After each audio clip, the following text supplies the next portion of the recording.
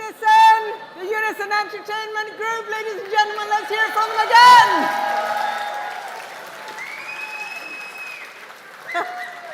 They've left me a small token of their esteem. Would you like some drumsticks? No. Thank you very much. Hello, everybody. I think that is us very well warmed up indeed, and the warmest of welcomes to the 2024 Scottish Charity Awards. Are you enjoying yourselves? Yes! Isn't it fantastic? I quite simply adore hosting these awards because I'm a charity trustee myself, and I know how much they mean to organisations and individuals, in other words, to you. I know how hard the effort has been behind the scenes, and every year I'm blown away by the dedication, the expertise, the passion on show here. The commitment by every one of tonight's finalists to enhance their communities and the lives of the people they support is inspirational. And the scale of the positive impact you are all collectively making is, well, it's frankly astounding. What the Scottish Charity Awards recognise is the best that Scotland's essential voluntary sector has to offer. And I can tell you, I'm glad I only host these awards and have nothing to do with judging them, because I don't envy these judges one bit. This year they had to choose from nearly 500 entries to select the 39 finalists we'll have the pleasure of hearing about tonight. I don't think they enjoyed making some very difficult decisions one little bit, but they had to do it, and they did it, and every single finalist is a great reminder here tonight of the tenacity and the dedication that people in Scotland's voluntary sector demonstrate day in, day out. Give yourselves a clap.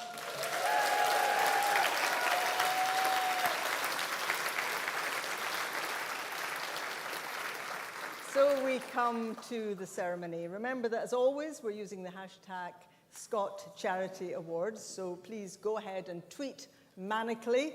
We want photos galore of you celebrating, and as I like to say, let's go viral with jubilation. Up first is Campaign of the Year, sponsored by SGN.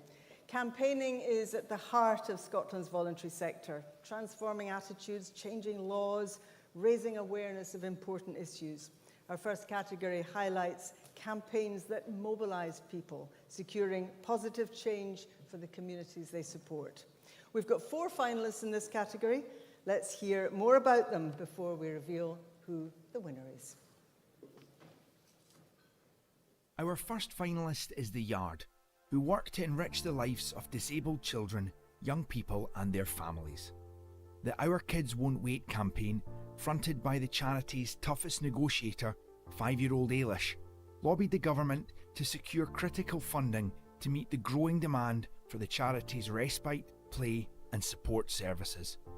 The campaign was a triumph, successfully securing a £2 million investment from the Scottish Government and helping thousands more disabled children like Ailish to thrive.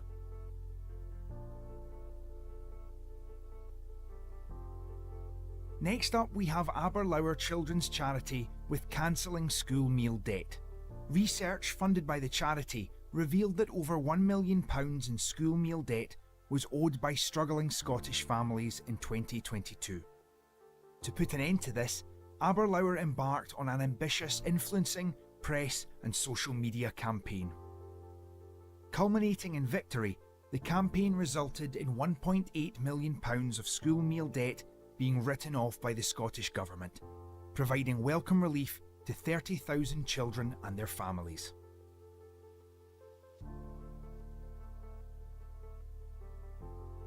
Our third finalist is Amina Muslim Women's Resource Centre. Their campaign, Never Allowed, comprising a short film and a first-of-its-kind report in Scotland, highlights the type of abuse that Muslim, black and minority ethnic women experience from their in-laws with no legal recourse. By lobbying the Scottish Government to introduce legislation recognising extended family abuse as domestic abuse, the charity hopes that vulnerable women from Muslim and BME backgrounds will be better protected in the future.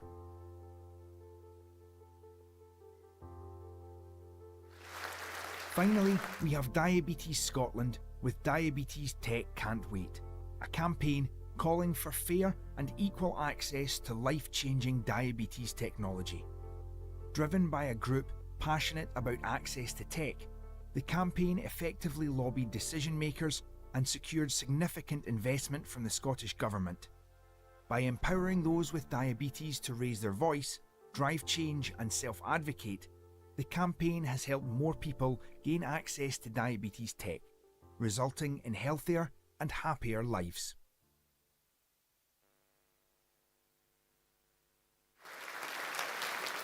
So there we are, ladies and gentlemen, a fantastic shortlist for our first category. I'd like to invite Scott Hone from SGN to announce the winner.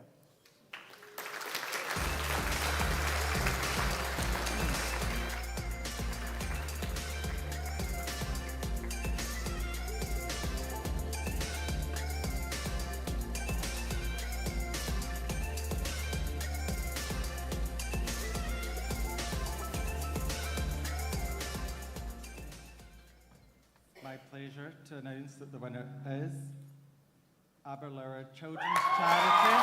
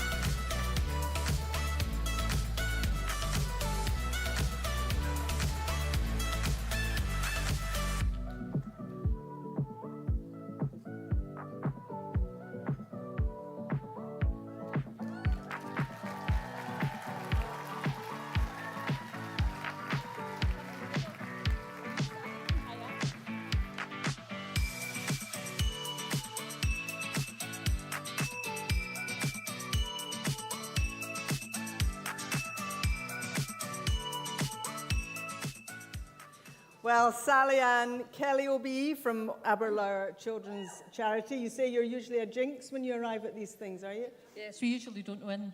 So I had convinced the table that we wouldn't be winning tonight either. So. You have certainly won tonight. What is it that makes a good campaign? I suppose a very clear message, something that is a compelling ask to the public to support, and something that's just driven by a real commitment and passion for the thing that you are arguing for. And how could you fail to be moved by the fact that so many of our children go to school hungry and remain hungry because their parents aren't able to give them school meal money? And that's why it was so important for you to seize on as your campaign. Absolutely, because what we see as a charity that is very committed to fighting and alleviating poverty is a growing need amongst families. We have an urgent fund that many of the charities here will have applied to, and we see rising numbers of children that are impacted by the cost of living crisis, and many of those children's life chances are changed on a day-to-day basis because of the amount of stress that the parents are living under as a result of poverty. So how did you set about persuading the Scottish Government, constrained for cash, as they're always telling us they are, to, get the finger out and do something about this? So 3 First Ministers in a row have declared that their intention to fight child poverty. So we asked them simply to put their money where their mouth is, make some contribution to reducing the impact.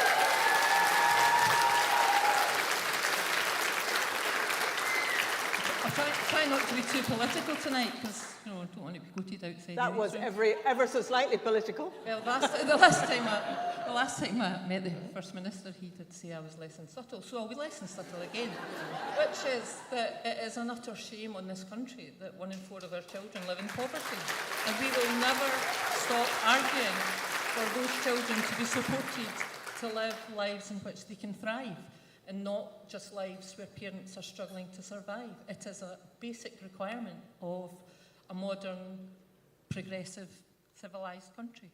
Well, to take it away from political considerations at the end here, just reflect on the people that have helped you to win this campaign, and to, I would imagine all campaigns are a huge amount of work and commitment and dedication from the people of Aberlour.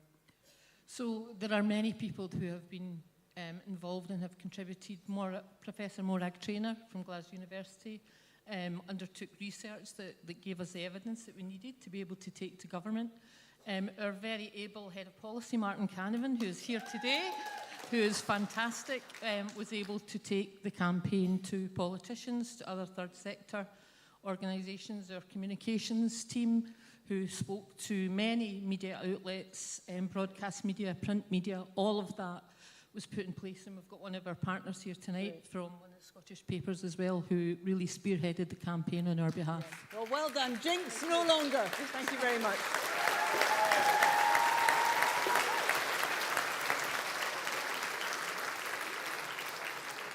Next, we come to a Volunteer of the Year. It's sponsored by Volunteer Scotland.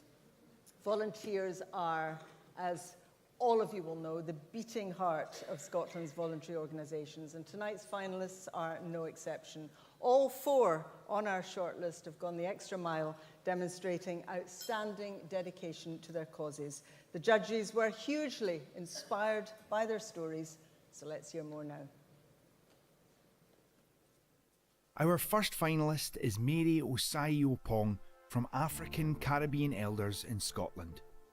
Mary was pivotal to the organisation successfully publishing its book of oral histories. One Life, Two Cultures is a collection of stories of African and Caribbean Scots over the past 50 years, shining a light on the richness and diversity of Scottish society. Mary dedicated countless hours to writing, editing and promoting this invaluable resource. Without her unrelenting support, the book simply wouldn't have been possible.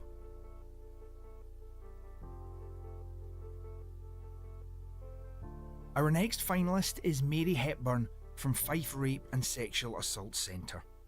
Mary has been a powerhouse since joining the organisation almost 2 years ago. As well as supporting 19 clients and volunteering over 93 hours of one-to-one support, Mary has made the organisation so much better in more ways than one. An excellent listener who deeply cares, Mary's dedication has been outstanding, and her steadfast support is greatly valued by clients and peers alike.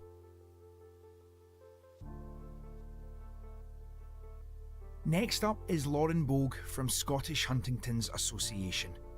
Lauren is an exceptional volunteer fundraiser who herself is facing the onset of Huntington's disease. Having raised almost £40,000 for the charity, the working mum of two's commitment extends beyond fundraising. From raising awareness at events and in the media to helping the charity expand its supporter base, Lauren is an unstoppable force when it comes to making sure that Huntington's families have the specialist support they need.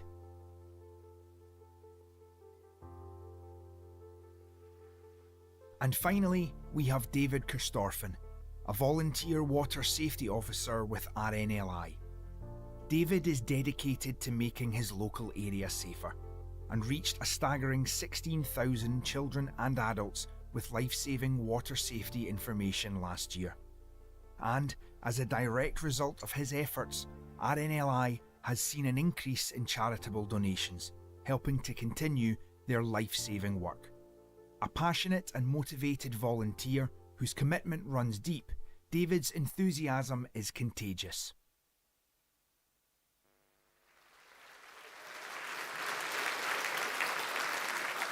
Goodness, I'm inspired just hearing these snapshots. There's some wonderful finalists. Can I invite Alan Stevenson from Volunteer Scotland onto the stage to announce the winner?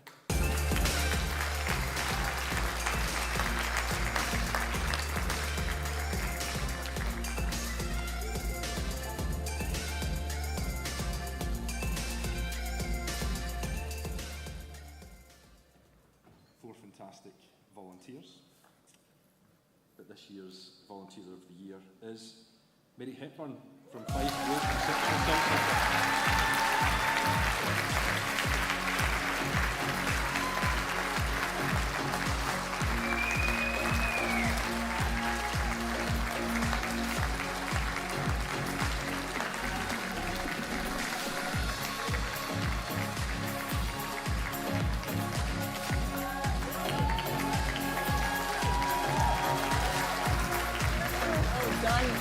wee photo.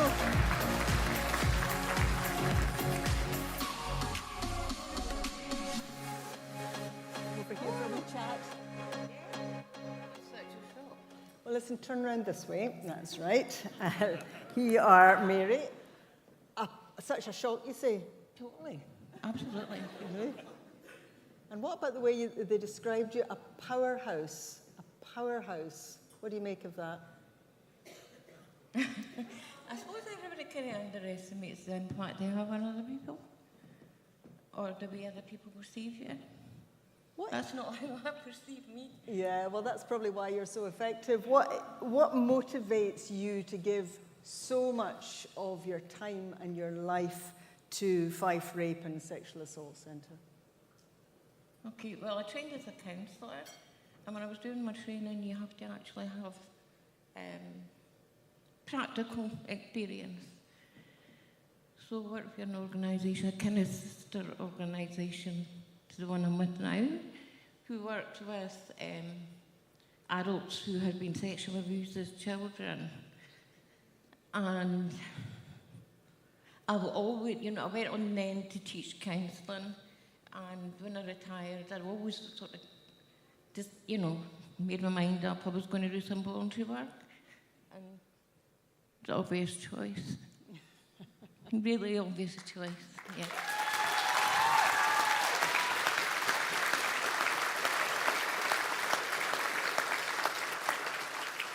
Can you just give us a brief flavour of what it is that you do day by day? What does the work consist of? Because I think of it and I think it must be draining work. It's hard to hear sometimes, yeah. But it's so rewarding too when you see clients come out the other end. And each week you see them grow a wee bit more. So it's the rewarding part takes over. That's great. From everything you hear. That's great to hear, and wonderful to know that your peers have nominated you, that people have admired you so much they wanted you up for this award. Mm-hmm. Absolutely, yeah, they're amazing. Ratha with an organisation are amazing. Yeah. Well, I know somebody else who's amazing. Thank you very much, Mary Hepburn.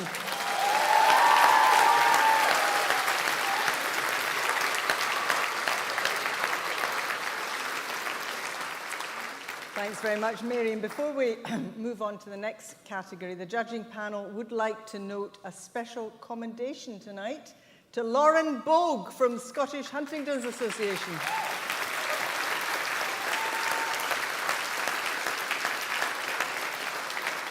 And that's for Lauren's outstanding fundraising and awareness raising. And let me add our congratulations to every volunteer on that shortlist tonight. You saw the kind of work they were doing. They are all amazing.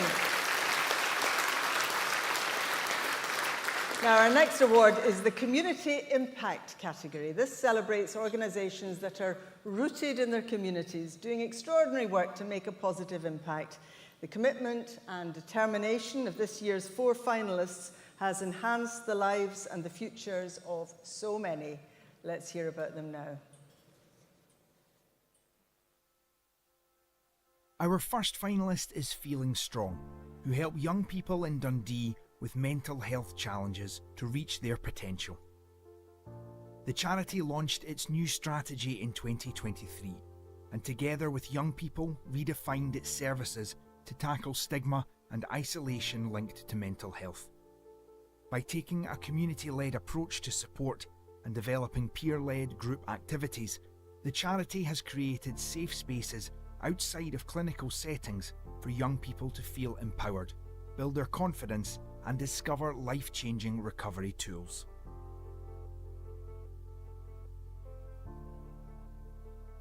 Next up in this category is National Ugly Mugs, NUM, a charity aiming to end violence against sex workers. Last year, 281 people, including many who had experienced violence at work, were welcomed to Numbrella Lane. This drop-in service in Glasgow provides much-needed harm reduction resources, a food bank, financial, justice and language support. Thanks to NUM, its members have experienced improvement in their safety, mental and physical well-being. and an improved sense of community.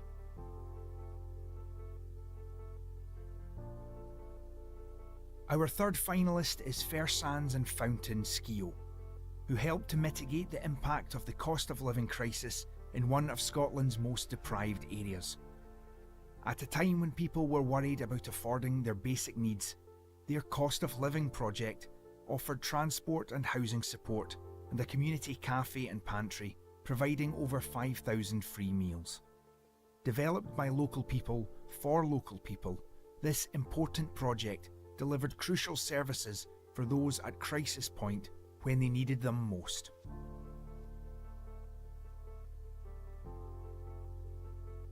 And finally, we have Creativators Kick, a social enterprise helping people on the autistic spectrum and their families to enjoy a better quality of life. The organisation's wide range of services include safe and inclusive play environments, pre- and post-diagnostic support sessions, and training for professionals.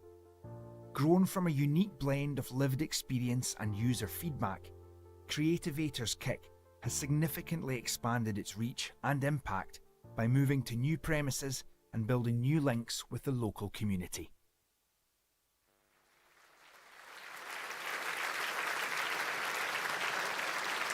Wonderful stuff once again. Can I invite Cockham Stewart, Minister for Equalities in the Scottish Government, onto the stage to announce the winner.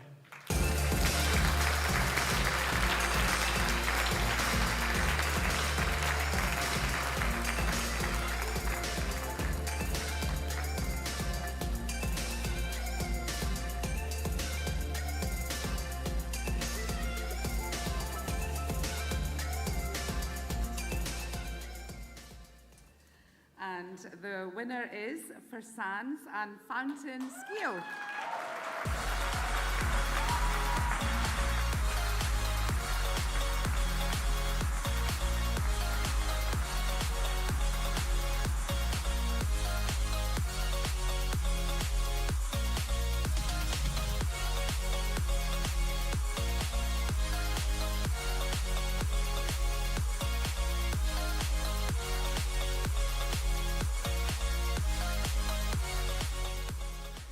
Claire White is here from Sands and Fountain.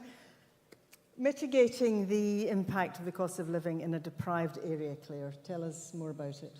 Well, you know, it's all started, all the local people come in and they were just so worried and concerned like everybody was. But when you already live in poverty, there is nowhere to go to make cuts. You know, there's nowhere to go, and it really was a real serious situation on people's lives, you know, making tough choices on food and fuel and just, you know, coping and getting by. It was a very, very scary time for our local residents. And we just had, and we were like, we're going to have a public meeting. And we did it, and we went through everything, and we recruited so many amazing volunteers. We've got 2 of them here tonight. Stand up! Let's see you!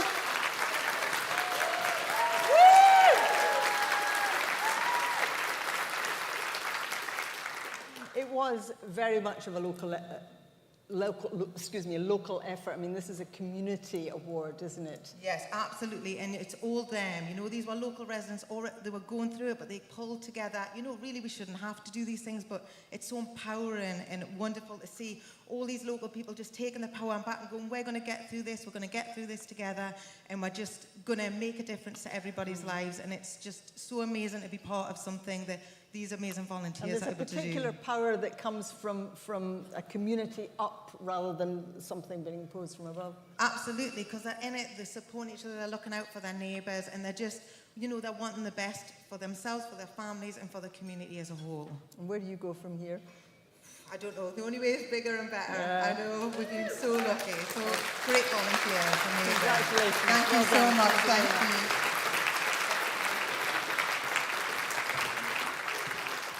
Congratulations to Claire. And let me add that the judging panel say they found this category really difficult to choose a winner from. And they've highly recommended National Ugly Mugs for all the tremendous work they do.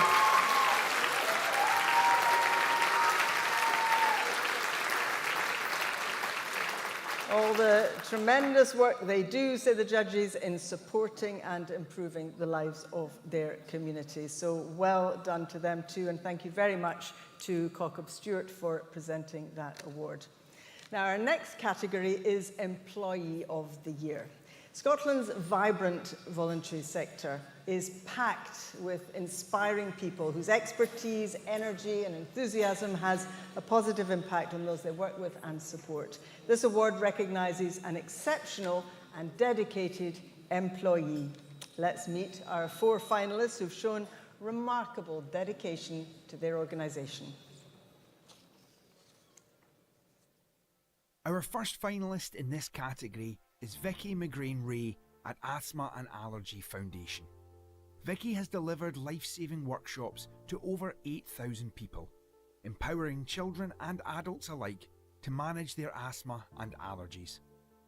The impact of her efforts is palpable and is reflected in a staggering 68% reduction in hospital admissions among the charity's service users. Described as the beating heart of everything the charity does, Vicky leaves an indelible mark on everyone she encounters.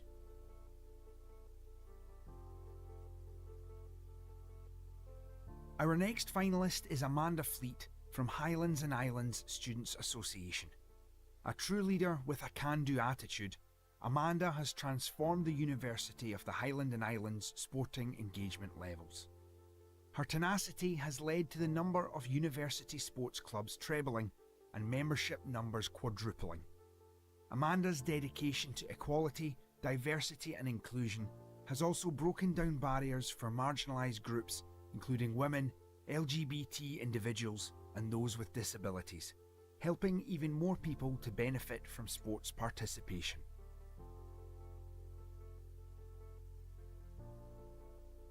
Next up, we have Janice Lee from Ardgowan Hospice. After joining as a cook in 2002, Janice's commitment continues 22 years later as the hospice's Child and Family Support Coordinator. Despite experiencing a significant personal loss, Janice has devoted herself to supporting grieving children and young adults, and spearheaded the My Grief Matters project to encourage conversations about death and mental well-being. Janice's welcoming aura and compassion are admired by everyone. Without her, the charity wouldn't be the same.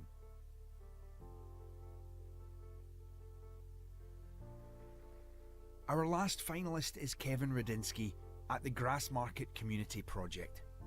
Kevin goes above and beyond his role, supporting staff strategically and in the day-to-day running of the centre. A reliable, friendly and supportive presence, Kevin's awareness of the needs of others is palpable. Not only has he made a big impact as volunteer manager, increasing the number of volunteers and corporate volunteering partnerships, but his energy has fundamentally transformed the centre by inspiring a culture of fun and connectedness.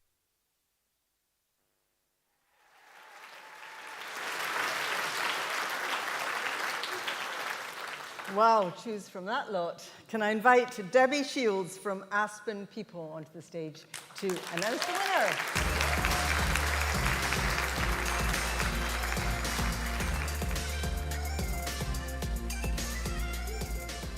Good evening, everyone, and yeah, it was quite difficult, Sally, to choose from this. And it's my pleasure to say, and the winner is Amanda Fleet from Highlands and Islands Students Association.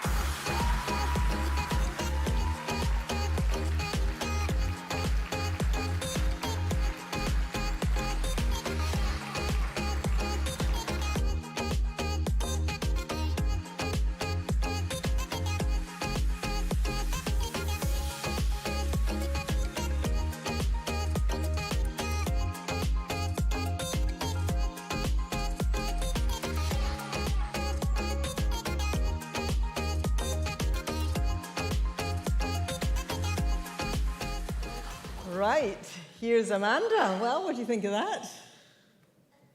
Yeah.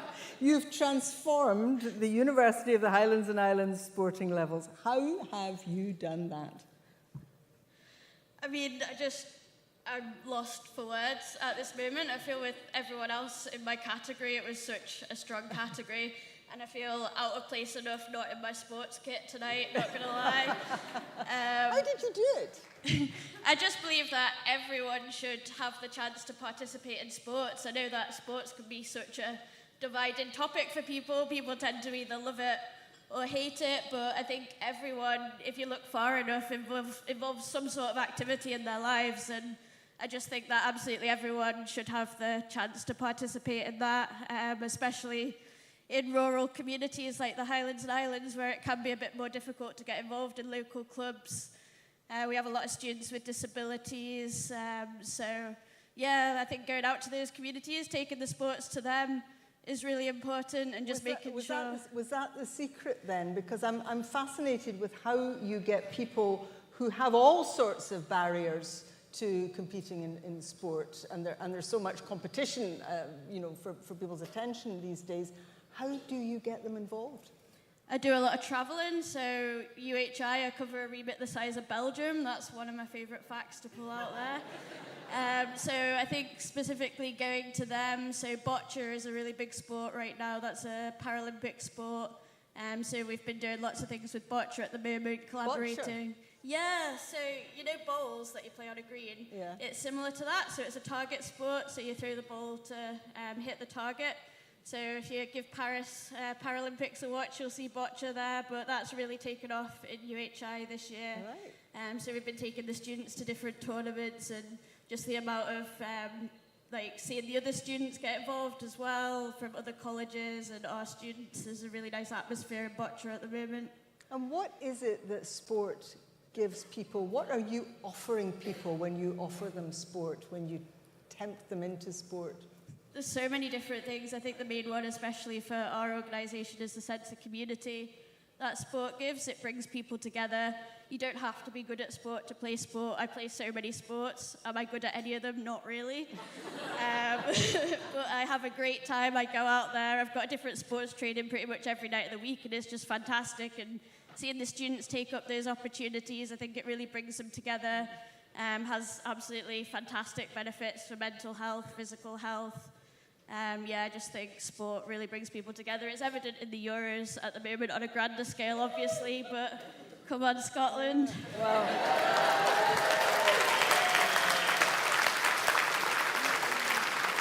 Amanda, if ever anything was achieved through sheer force of personality, I think it's this. Well done. Amanda Fleet, everybody.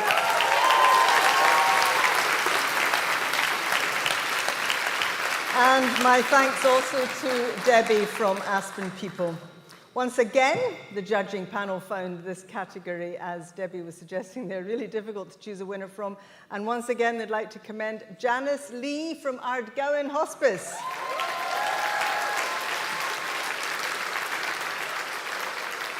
And that's for her dedication and support to everyone to ensure that no one faces grief alone. Thank you very much to Janice and to every one of the finalists for everything that they give and that we've seen through the videos that they give and that we've heard from Amanda's own mouth that they give. It is so fantastic, and that's what we're here to celebrate tonight from all of them. So thank you very much indeed to all these finalists.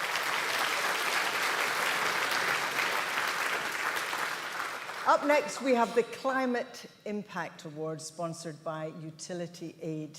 The climate and nature emergencies affect us all, and the voluntary sector has an important part to play in leading the way to a greener Scotland. Our three finalists are shining examples of how this can be done by taking positive action to tackle climate issues. Let's meet them now.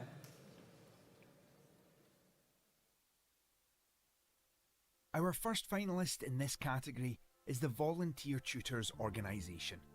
The charity launched its Sustainability and Climate Crisis programme across 26 learning hubs, teaching over 300 pupils about the impact of climate change. By equipping young people with the knowledge on how to move towards a more sustainable future, the organisation has successfully empowered the next generation of adults to take part in global climate conversations and to inspire others to do the same. Next up, we have the Forth Rivers Trust. Tackling the crises of biodiversity loss and climate change, the charity has been dedicated to restoring and enhancing the Allan Water River. The efforts of project partners, funders, and the local community have helped to transform a once degraded floodplain into a thriving wetland, while providing natural flood management protection to communities downstream. The impact of this project has been twofold: successfully developing a healthier river ecosystem for Scotland's wildlife and its people.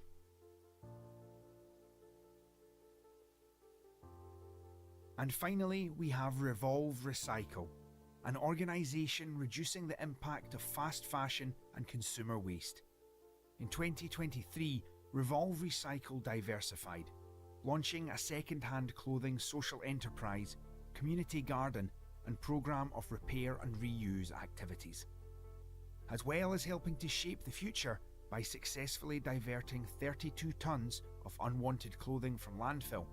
The organisation is helping to change attitudes towards the planet by giving people exciting and tangible solutions to reduce their carbon footprints.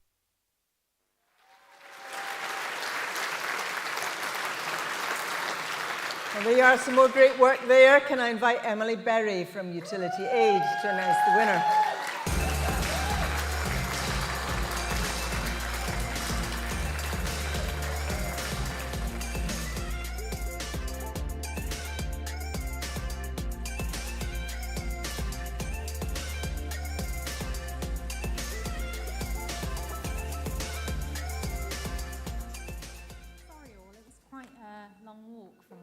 So I do apologise. I am delighted to announce that the winner is Forth Rivers Trust.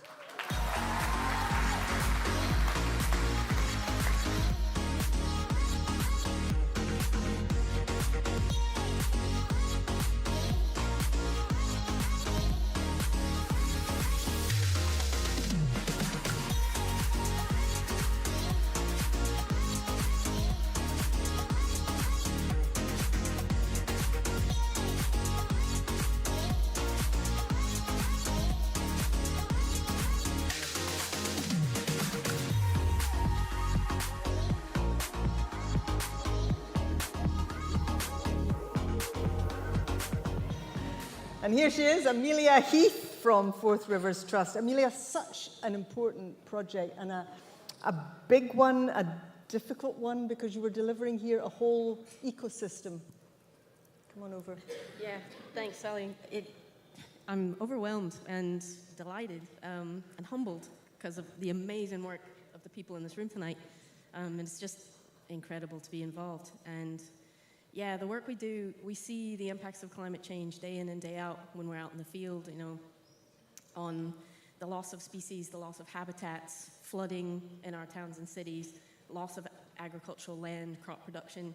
You know, it's everywhere and it's impacting us all. So the work that we do tries to address that. We're trying to scale up and work at landscape scale, catchment scale, to really address the ecosystems and renaturalize those as we go. I was struck by the fact that there's a lot of different partners working on this. Presumably that's the way to go if you want to get a really ambitious project done. Yeah, absolutely. Collaboration, and the number one thing that we strive towards is community stewardship, because ultimately at the end of the day, Forth Rivers Trust is responsible for the rivers and tributaries that flow into the Forth. Our catchment area is 3,000 square miles. There's no way we could do it with our team of 22. So the team of volunteers and the communities that we work with are the only way we could ever get anything done, and our stakeholders and our land manager groups. Collaboration is the only way to go. And it feels like this could be an important blueprint for work going into the future. This clearly works. Yeah, absolutely. I mean, we're seeing a lot, different landscape scale collaborations. It's being promoted in Nature Scot, and being promoted in the Scottish Government, the biodiversity strategy for 2045. So, you know, for our part, we're just going to strive to continue to promote that and work collaboratively and have bigger impacts, make bigger impacts, work with more communities, and try and get more volunteers. And when you look at that and what you've achieved there, and not just you, of course, but What does it make you feel to see that place and thing of beauty and life and diversity and hopefulness? Yeah, oh yeah. I mean, nature belongs to all of us, and it's not just my job, not my colleagues' jobs, it's all of our jobs to look after it, protect it for us, for our future generations, our children, our children's children. Let's get out and protect it. Well, well done indeed. Thank you very much. Well done.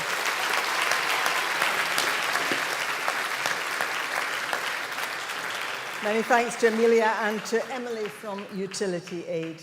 Next, we come to Partnership of the Year. Forward-thinking, pioneering and ambitious collaborations can ignite transformational change for people across Scotland. This award spotlights organisations that have harnessed the power of successful partnership working to achieve positive outcomes for those in the communities they support. Let's hear more about the 4 finalists and the difference their partnerships have been making. Our first finalist in this category is SOTUS, Survivors of Human Trafficking in Scotland, with Simon Community Scotland. Human trafficking and homelessness, breaking the cycle, is Scotland's first human trafficking and homelessness partnership. Together, these organisations have worked to recover victims and bring them to safety, provide prevention opportunities, and deliver training for frontline workers. With victims of trafficking often hidden in plain sight and experiencing unimaginable abuse, this partnership is resulting in transformational change for some of Scotland's most vulnerable people.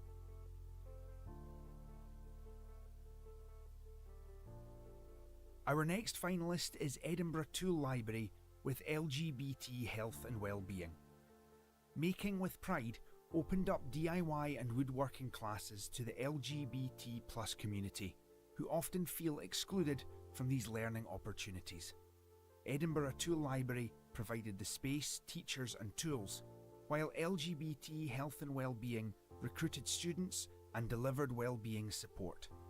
The partnership proudly supported better mental well-being for the LGBT+ community and has created safe spaces for everyone to make, learn and connect together.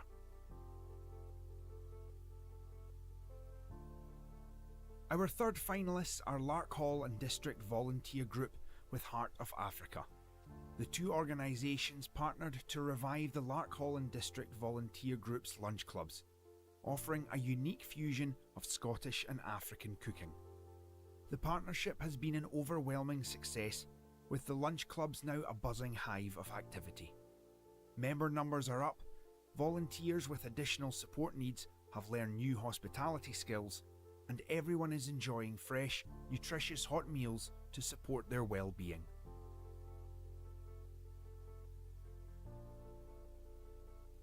Finally, we have Special Olympics Grampian Area, Special Olympics GB, and Inclusive Skating, who hosted the inaugural Special Olympics Great Britain National Winter Games. Together they delivered a high-quality 5-day competition in Italy, where 74 athletes with learning disabilities were given the opportunity to compete at a national level. As well as having a positive impact on physical health, this partnership helped to empower the athletes taking part, giving them a real sense of belonging and independence.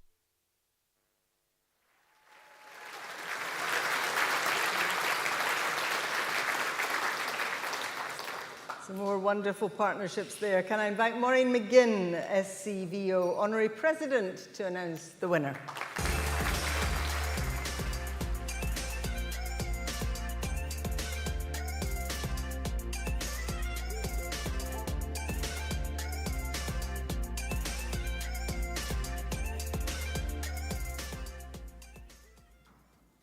And this year's Partnership of the Year award goes to SOTUS and Simon Community Scotland.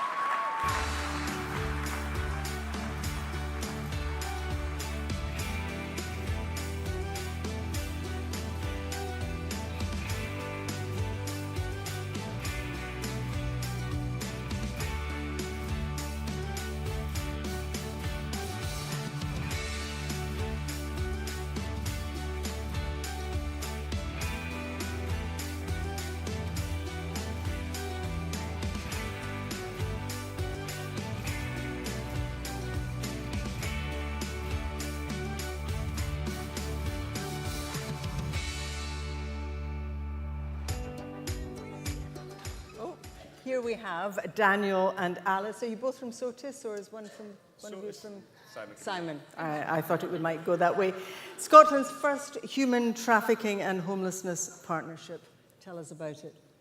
Yeah, it's a partnership that I suppose really grew quite naturally. It's something that we were working together already in Edinburgh. At SOTUS, we realised that trafficking is really, it's enabled by vulnerabilities, and homelessness is an incredibly large vulnerability and really exposes a person to exploitation and trafficking. And I think that was something that Simon Community also recognised as well. So we were natural partners in that sense, and we began working closely together, and the results, I suppose, speak for themselves. Trafficking and homelessness are very intertwined. Yeah. And that's what we've realised through the partnership. These people, as we were hearing there, are often hidden in our midst. I mean, that must make the work extraordinarily difficult. Is this a question? So for you? I promised I would do the speaking. Yeah. You're not doing any speaking? Oh, okay. We can maybe rope her into it. Yeah, it is incredibly hard, but also, I suppose if you put the work in and you spend the time, that's what we really have realised, that the value we add. You know, there are statutory services that do identify victims, but the victims that are harder to reach, you really need to spend the time with them, and that's what Alice does. I'm behind the scenes very much. But Alice is out there on the streets every day doing the hard work.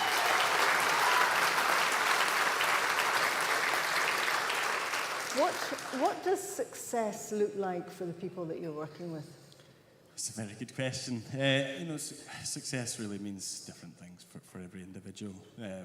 Recovery is never the same for two people.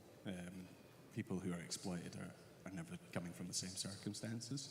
So for us, I suppose success is lifting them out of the exploitation, but that is just the beginning of the work. You know, to rebuild your life after exploitation is very, very difficult, and it involves many things, and can be a lifelong journey, to be honest with you. But really, it's the removal from exploitation and beginning to see, I suppose, the light at the end of the tunnel to start rebuilding. How much is there out there? Because it's hidden, we don't see it. Can you tell us a little bit? Where are you from, by the way? Italy. Italy, yeah. Yeah, there is a lot. I didn't expect this when we started this partnership, and every week I find someone, and it's very important to give them a space where they can be trusted. They can find someone that believes them.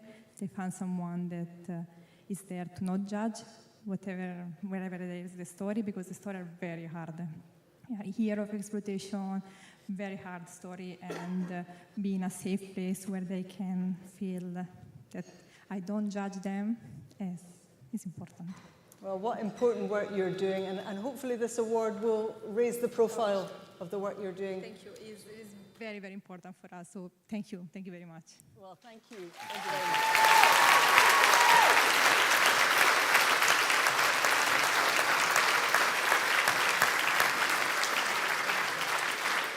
Thank you to Daniel and Alice, and to Maureen from SCVO. Up next is Trustee of the Year, sponsored by CCLA. Across Scotland each year, tens of thousands of people make huge contributions to society by joining the boards or committees of voluntary organisations. This award recognises a trustee who's worked tirelessly to make a positive impact on the organisations and causes they support. 4 trustees from a wide range of organisations across Scotland have been shortlisted in this category. Here they are.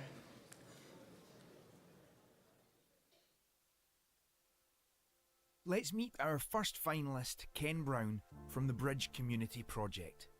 Since co-founding the charity, Ken's unwavering dedication, visionary leadership and strategic thinking have been the backbone of its success. As well as being a valued mentor, Ken also plays an active role in the charity's bereavement support group.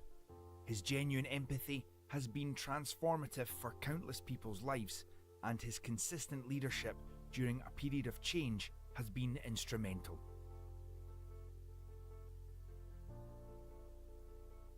Our second finalist is Michael Craig, who has been a trustee for over 10 years at Sight Scotland and Sight Scotland Veterans. Spending over 4 years as the chair of both charities, Michael has also had a big impact as interim chief executive. A passionate advocate, Michael has led the development of new services, supported the wider team through fundraising, and raised the profile of both charities, always demonstrating his unrelenting and exceptional commitment.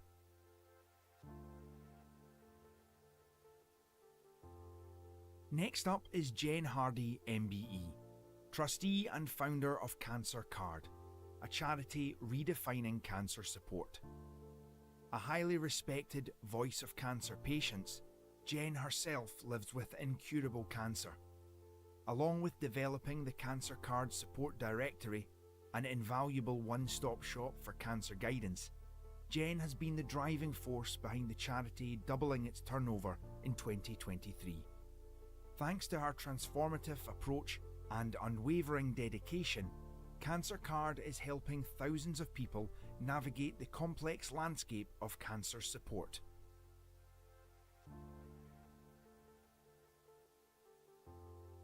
Finally, we have Michelle Robertson, a founding member of Fallin Community Voice. Described as selfless, resilient and optimistic, Michelle has been pivotal in reviving the ex-mining village of Fallin, which was in steady decline. Her determination has made a big impact, not giving up when the going gets tough. Her way of rallying the community to fundraise and driving forward new projects, including social events, a community garden, and free community meals, have all made Fallin a better place to live.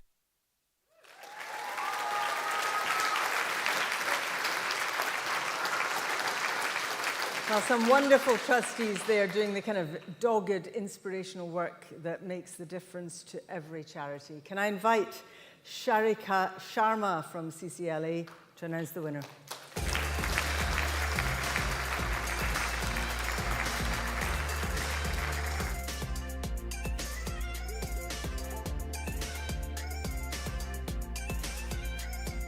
It is my pleasure to announce that the winner is Michelle Robertson.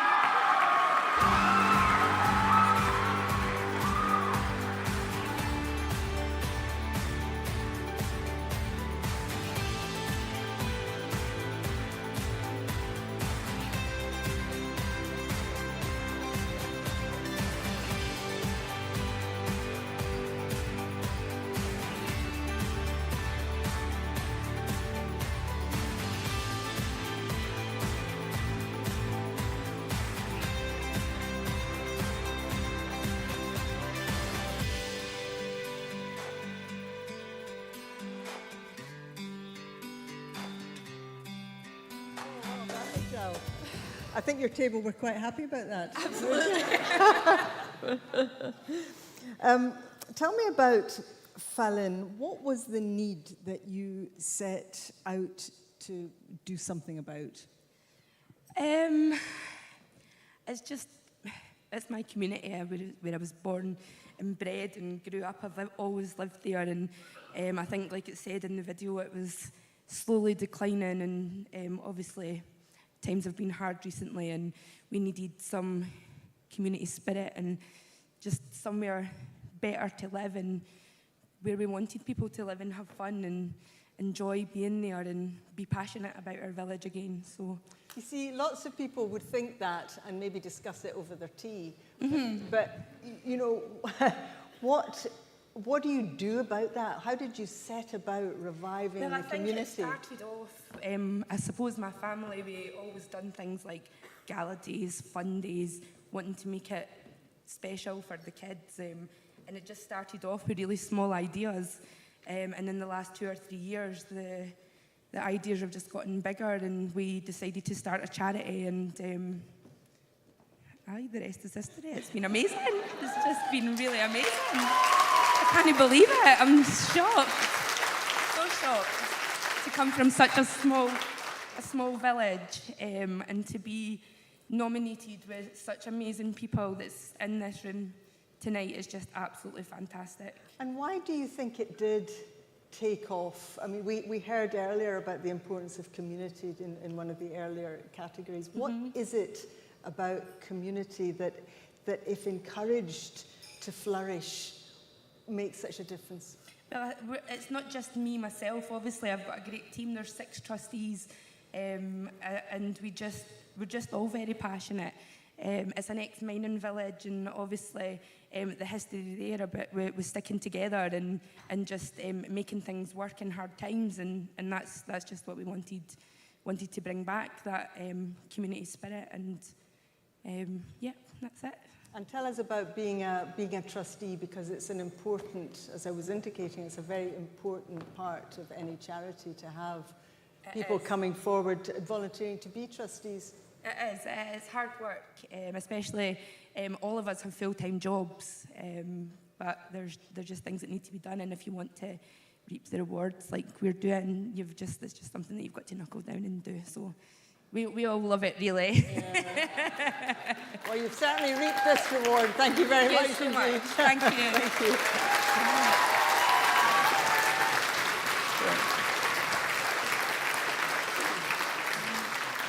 Thanks very much, Michelle, and my thanks to Sharika from CCLE. Moving on, we come to the digital difference category. Keeping Scotland's communities connected with the digital support and services they need is paramount. This award celebrates organisations that have contributed to a digitally inclusive Scotland using digital to make a meaningful difference. Let's hear more about tonight's 4 finalists. Our first finalist is Lead Scotland, who provide learning and befriending services for disabled people and unpaid carers. Their cyber project and online learning platform has helped over 3,000 disabled people, carers and practitioners to build confidence in cybersecurity and resilience skills. By developing their own cyber and digital accessibility courses and translating cyber guidance into easy read, BSL and community languages, Lead Scotland have raised crucial awareness of the importance of embedding accessibility in cyber messaging.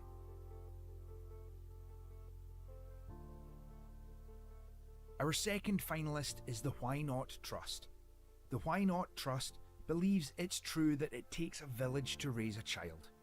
The charity developed The Village, a safe digital community to support and empower care-experienced parents throughout their parenting journey.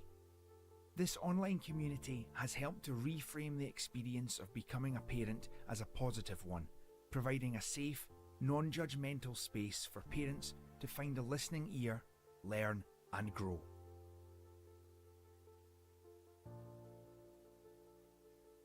Next up, we have Perth Theatre and Concert Hall. The charity identified that event providers were finding it challenging to secure new and returning events customers. In 2023, the Perthshire box office was set up, an accessible, centralised and fully integrated digital ticketing platform and website. By enabling local organisations to sustain and grow their audience figures, Perth Theatre and Concert Hall has played a leading role in strengthening culture and collaboration across the region.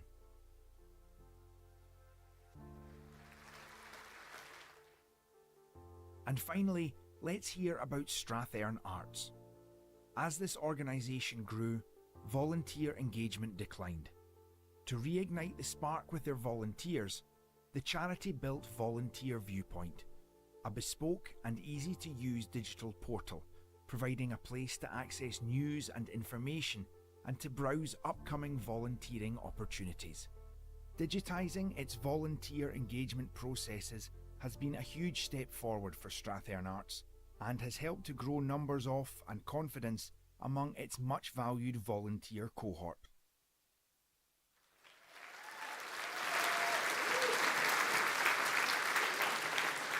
Can I invite Jonathan Christie, SCVO trustee, to announce the winner.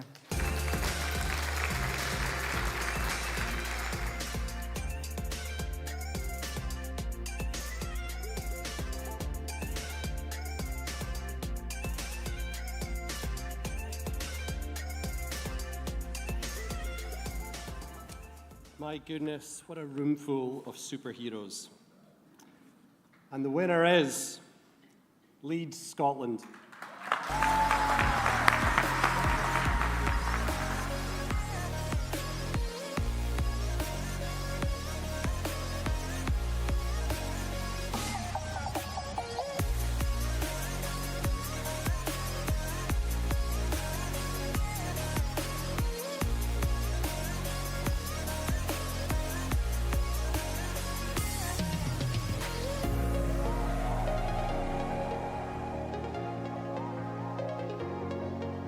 there. Michael Chamberlain from Leeds, Scotland. Well, congratulations. Tell us a bit more about this, come on over here, cyber project. Sorry. Then I can take it away, see? Yeah. My wife will have to get one of those. Lead work with predominantly disabled people and carers across Scotland, and this project has been really about recognising the fact that particularly since COVID, disabled people have been left behind by the digital revolution. One of the ways which that's been really important is in terms of staying safe online. I'm sure everyone has seen hundreds of thousands of scams, emails, fake websites, whatever. And we're looking to build confidence in disabled people who are particularly excluded from a lot of advice that might be more accessible to people. So that's what we've been doing. So it's not just about keeping safe from scams, but actually the confidence that comes from understanding the digital path through. Yeah, staying safe online is a constantly changing thing. So the one example of this, we might all have got scam texts during the first lockdown saying you'd been seen outside. We can carry on talking about that, but that's 4 years out of date and no one's going to fall for that anymore. Everything's moved on, so we're moving on. Yes, we're talking about scams, but we're talking about things like making sure your router's got a strong password, using online banking safely, all really, really important stuff, which there is guidance out there for. It's dispersed, it's written by experts, it's not necessarily for lay people or people who aren't confident already, and so we're turning that into accessible guidance for everyone. It must be very rewarding when you see it clicking with people. It is. Part of what we do is we run an accredited cybersecurity qualification. One of our learners who did that the last financial year, she went from a really long period of unemployment and very little confidence in her digital skills. She's now got, as she describes it, her dream job within local government. And I'm not going to say it's because of that qualification solely, but that was a really big part in boosting her confidence. That must be a great feeling. That's brilliant, yeah. Well done. Thank you very much. Thank you.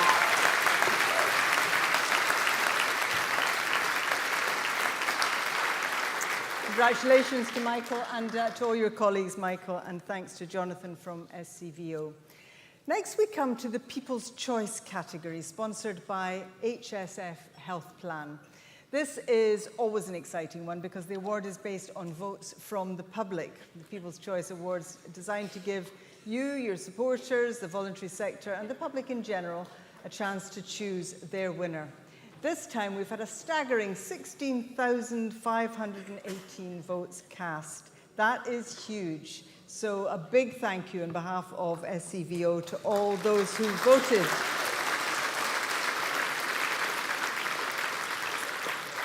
I'm going to hand over now to Ryan Crown from HSF Health Plan to tell us who has emerged the winner.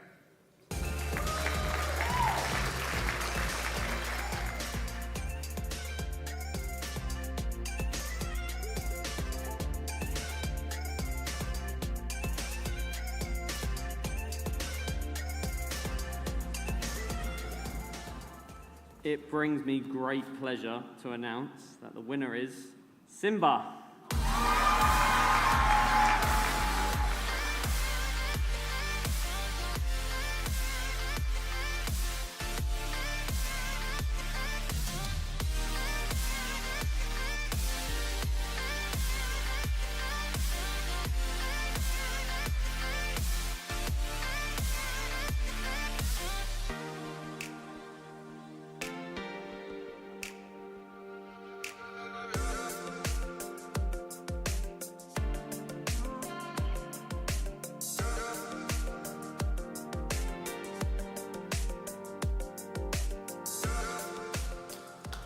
Vanessa, well done. People's Choice.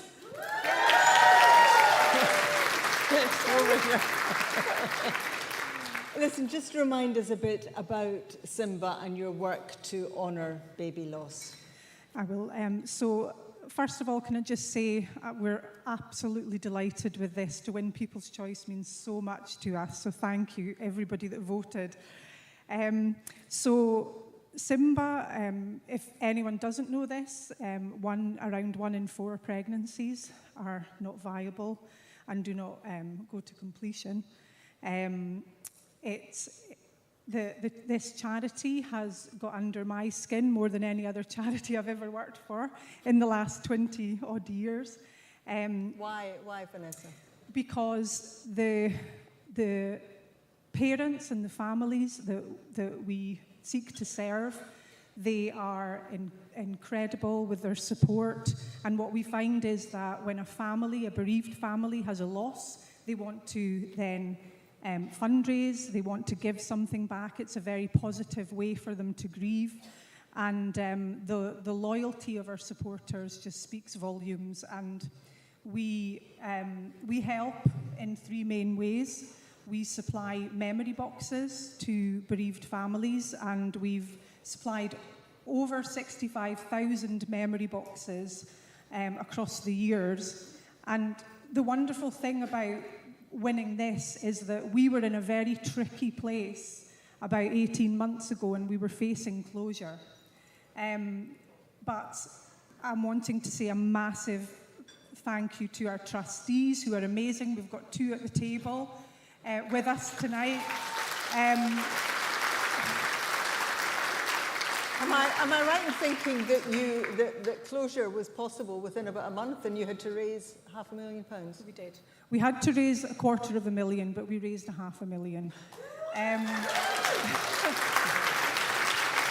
But we had, over 8,000 different supporters in the form of corporates, individuals, families, trusts that all came together, because the thought of us not being there for bereaved families at the critical point of loss, which is where we come in, was so horrifying, and they saved us.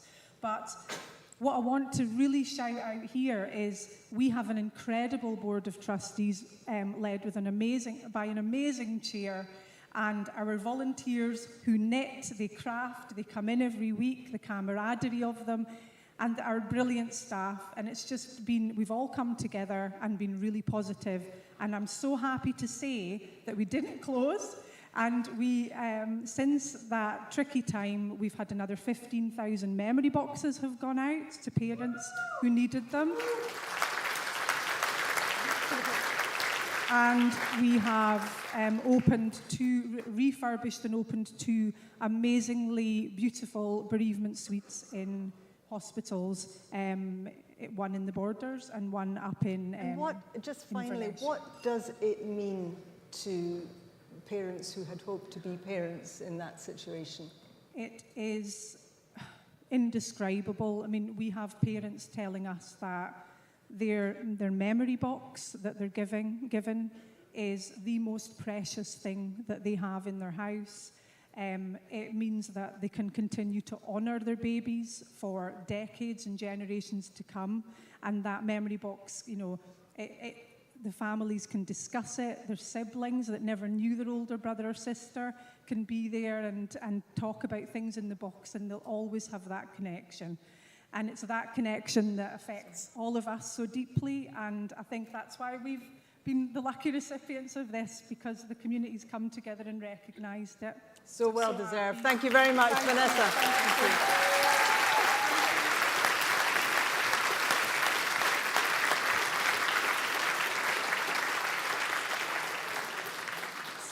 So very moving. Thank you very much, Vanessa. And many thanks again to the more than 16,500 members of the public who voted. Now, as we move towards the final award of the evening, I'd like now to welcome back SCVO convener Richard Jennings. This was Richard's first time on the judging panel, and tonight is his first time attending the awards. I know he's very excited. He's got his kilt on especially to come back up here to introduce the next one. Please give him a warm welcome. Over to you, Richard.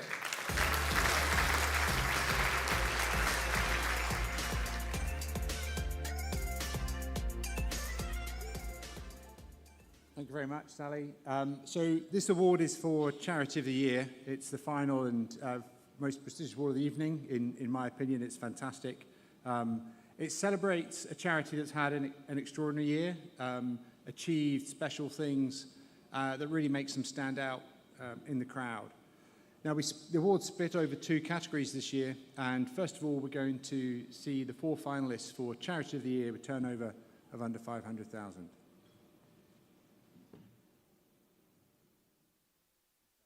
Our first finalist in this category is Dates and Mates.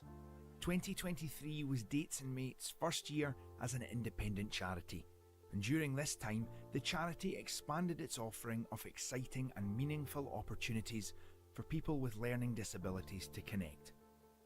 As well as hosting over 630 events across Scotland, Dates and Mates also welcome people with lived experience of a learning disability to its board and staff cohort. Thanks to Dates and Mates, members' confidence and well-being have improved, new friendships have been made, and relationships have blossomed.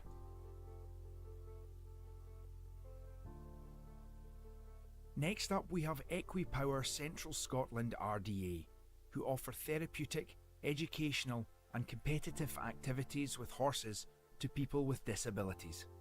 In 2023, the charity launched new initiatives supporting refugees with disabilities, people with dementia, and teenagers with disabling mental health conditions.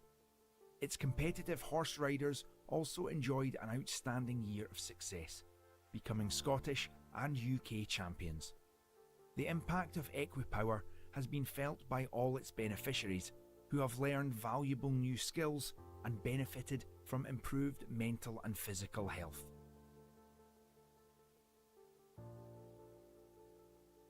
Our third finalist is Fishy Music, a charity using songs to nurture the emotional, social and spiritual well-being of children. Marking its 25th anniversary last year, Fishy Music reached tens of thousands of children and families with its creative approach to well-being. Through live health and well-being shows, music workshops in the community, and its online schools platform, Nurturing Well-being in the Classroom, Fishy Music has provided a much appreciated creative outlet to help children learn and thrive.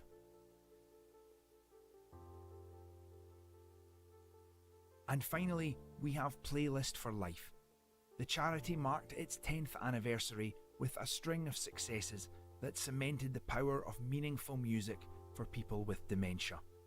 In 12 months, Playlist for Life supported 60,000 people from all backgrounds, hosted a music and dementia conference, produced a sold-out concert, and spearheaded its awareness campaign, National Playlist Day, which reached 2 million people. Supporters say that using playlists, a simple but profound concept, has been life-changing.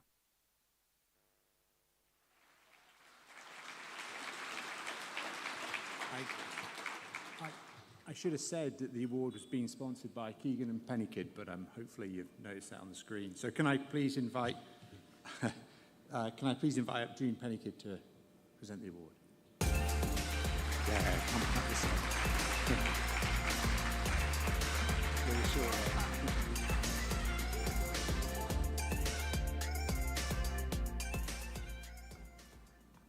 I'm delighted to announce that the winner is Playlist for Life.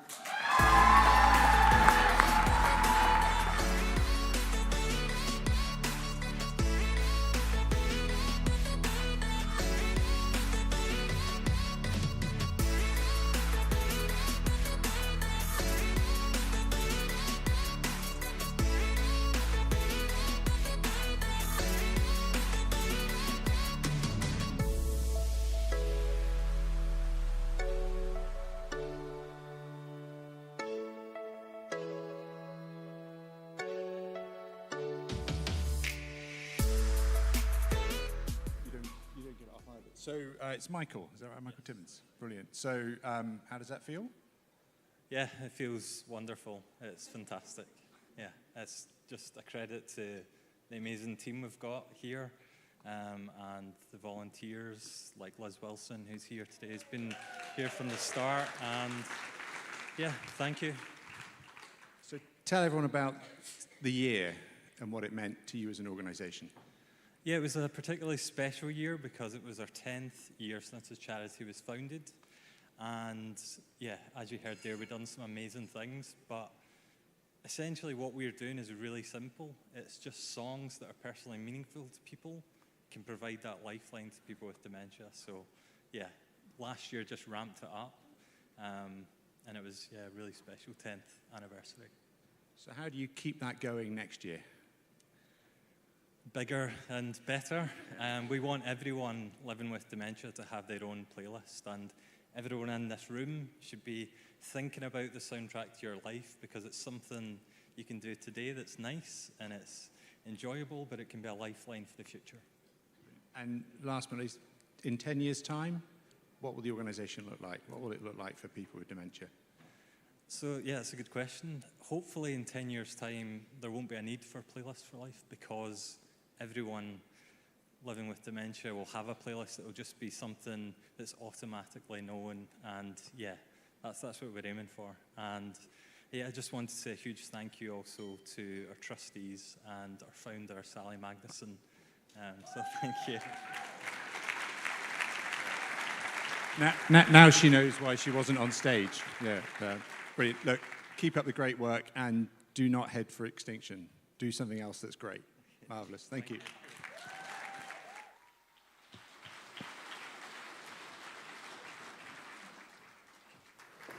Thank you very much, Richard. I do now see why they kept me off the stage. I had nothing to do with this whatsoever. I knew nothing about who was going to win this category, and I thought, well, it's very nice to give Richard a wee shot if he wants it. Well, fine.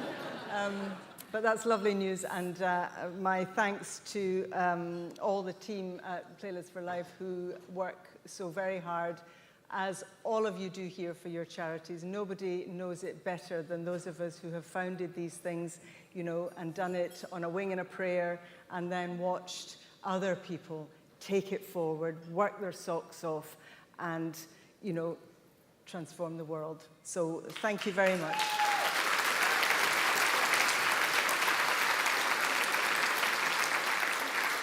We turn now to the second part of this category, and it's Charity of the Year finalists from charities who have a turnover of more than £500,000. Let's see what they've been doing.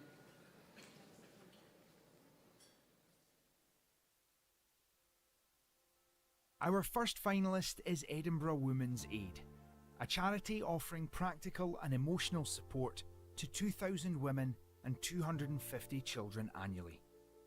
2023 marked the organisation's 50th anniversary and saw Edinburgh Women's Aid buy its first property for those fleeing domestic abuse, accompanying its 29 other life-saving refuges. The charity also launched a peer support project, expanded support for women with complex needs, and launched new legal services projects, all to raise the voices of women and children affected by domestic abuse.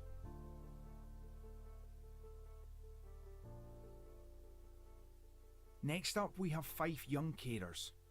2023 was a challenging year when Fife Young Carers' long-standing CEO, Kirsty Howell, passed away. Despite this immense loss, everyone dug deep and stepped up for the organisation's 25th anniversary. As well as delivering 25 celebratory events, including a conference and gala ball, the charity also managed a move to bigger premises. Thanks to the team's resilience, over 1,000 young carers from as young as 5 were supported to overcome barriers, build their confidence, and achieve their dreams.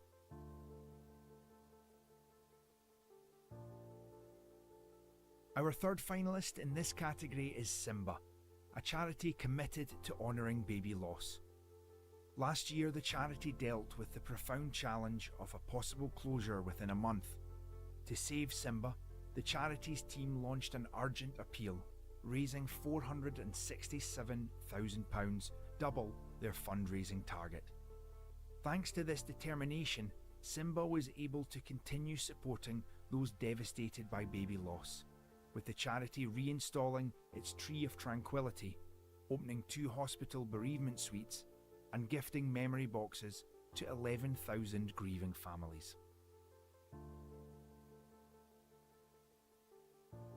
And last but not least, we have St Vincent's Hospice. After successfully engaging with patients at earlier stages of their diagnosis and alleviating the stigma of hospice care, the hospice reached a record high inpatient occupancy of 95% in 2023. The charity also expanded its services, launched its own digital platform for remote hospice participation, and doubled its fundraising efforts, raising £1.4 million. The impact of the new services and enhancements has been overwhelmingly positive, helping to give patients with life-limiting illnesses the exceptional care they deserve.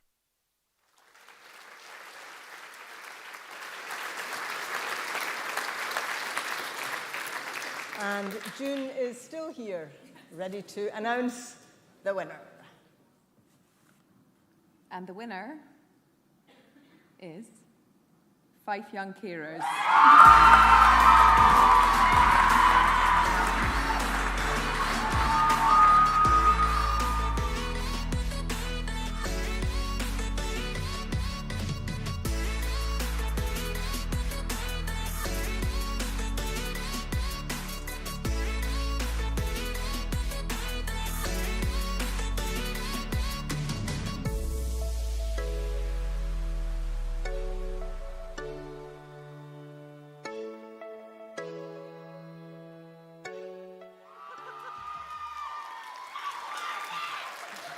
Harvey Carruthers from 5 Young Carers. Very much, Harvey, the heights and the depths for your charity last year.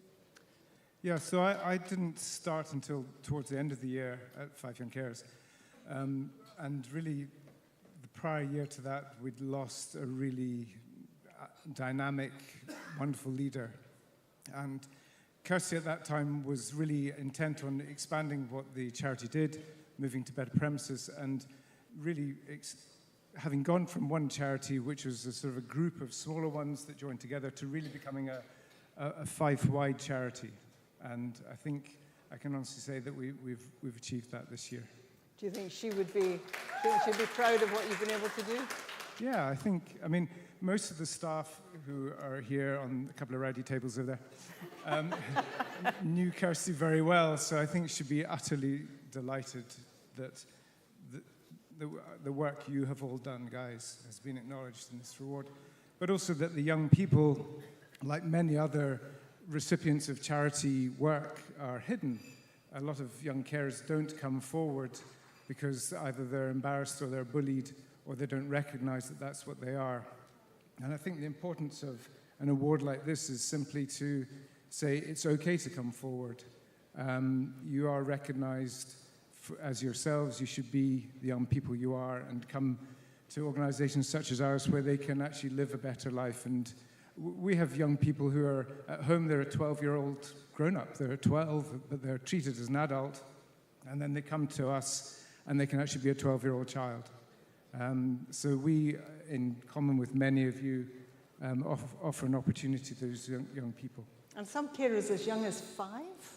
Yeah, and in fact, some of them are younger, but the problem is communicating with children so young is sometimes quite difficult. But yes, I mean, at that age, they often don't recognize the difficulties they face. If they're caring for a sibling particularly, can be really difficult. That puts them in a very difficult position socially, and in terms of family cohesion, it can be very, very difficult for those young ones. But yes, we have young carers from 5 up to 25 years old. And what you're in is the dream business. You're helping them to achieve dreams. Yeah, and I love it. I mean, I'm the chief exec, but I go to as many of our events and see our wonderful staff doing their jobs as I can. And it's extremely rewarding seeing young people progress and achieve whatever it is that they want to achieve. Charity of the Year. Thank you very much.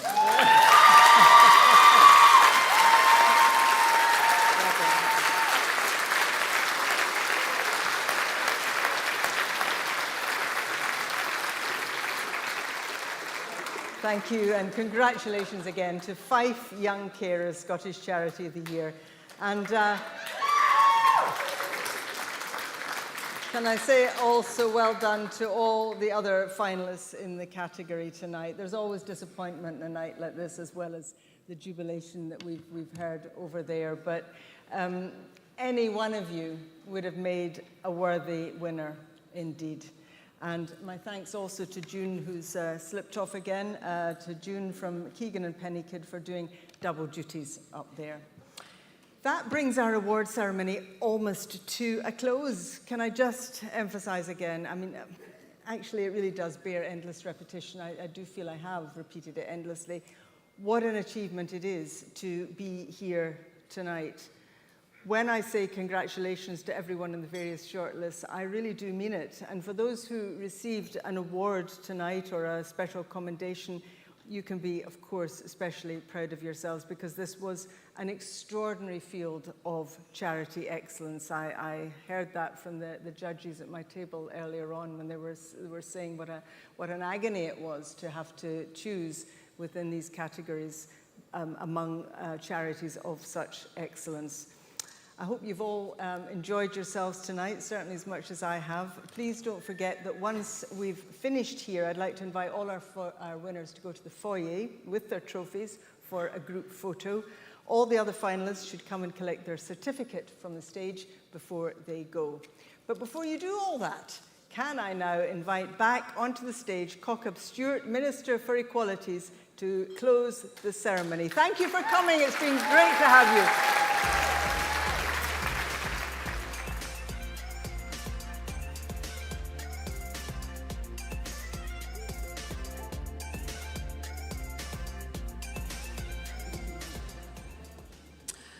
It's been an absolute pleasure to attend tonight. I think, along with everyone else, it's been a hugely enjoyable and inspirational experience for a newbie minister, actually. It's just been over a month for me. Let me take this opportunity to thank the organisers and to congratulate all the individuals and organisations whose efforts have been showcased this evening.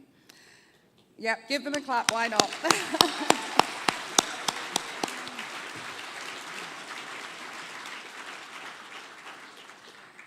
The stories that we're celebrating tonight epitomise the very best of Scotland's charity sector. They demonstrate the absolute essential role our charities play in delivering key services, supporting communities, and encouraging positive action. They also, of course, highlight the incredible work that's being done by third sector staff and volunteers across Scotland. This month, we celebrated the 40th anniversary of Volunteers Week and the founding of Volunteer Scotland. We, as a government, are so proud to do what we can to support volunteers all over the country.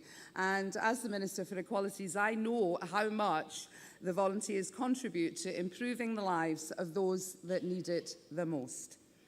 Volunteering is one of the most rewarding things that you can do. I have done it myself, and I've done everything I can to encourage other people to volunteer. The experiences over the last 4 years have demonstrated the powerful impact of volunteers during times of crisis, the pandemic, Ukraine, severe weather events, and, of course, tackling the cost of living. While recognising those volunteers who respond to emergency situations that our country faces, we all know that volunteers are not just there during times of national crisis. They are there every single day for all of our communities. Their unpaid efforts help us to address some of the biggest challenges that we face. And I'm keenly aware of the critical role that the sector plays in supporting vulnerable people throughout Scotland, ensuring that they are both treated with dignity and the respect that they deserve. I'm always humbled when I hear the fantastic work of charities and volunteers, and I certainly have been tonight, and the difference that they are making to the lives of others. Acknowledging your incredible achievements is important at any time, but I think it's particularly important in the context of continuing challenges that the third sector is facing, from rising fuel costs to the cost of living crisis as well. And that's why I can assure you that the Scottish Government will continue to respond as positively and as comprehensively as we can to calls for support. And we will continue to provide the sector with as much certainty as we can about the future. Our goal is always to create the best possible conditions for the third sector so they can continue to support our communities. So fundamentally, the Scottish Government is determined to do what we can to support the role of our third sector in improving the lives of people across this country. And that's why we will continue to work closely with you all to strengthen our society, and it's also why I'm delighted to be part of this event and to celebrate your successes. As the 2024 Scottish Charity Awards draw to a close, I want to give my thanks to SCVO for another great evening, and congratulations to all the winners.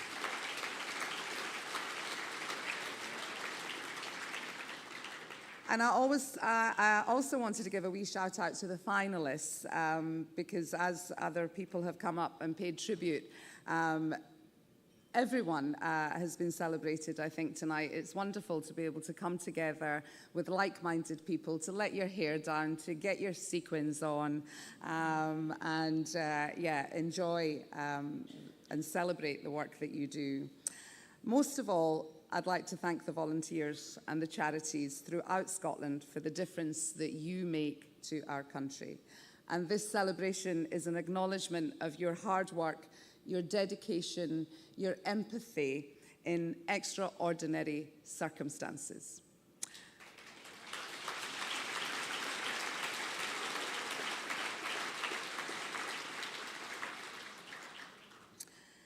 So that's the end of this part of the evening.